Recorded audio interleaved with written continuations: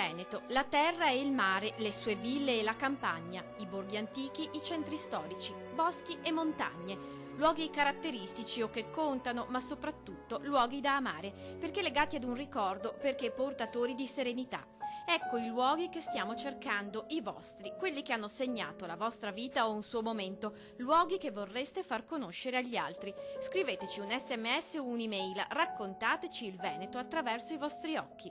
Qual è il suo luogo da amare in Veneto? La chiesa sul lungomare a Caorle è bella.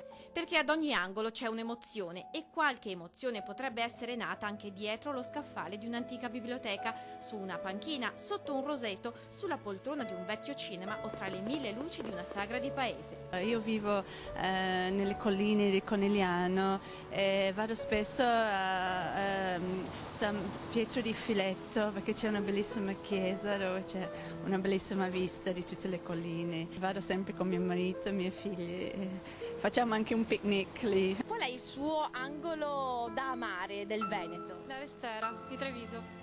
A voi rivelarci i luoghi del Veneto da amare. Inizia da oggi la rubrica che racconta una terra e la sua gente attraverso il ricordo e attraverso le emozioni.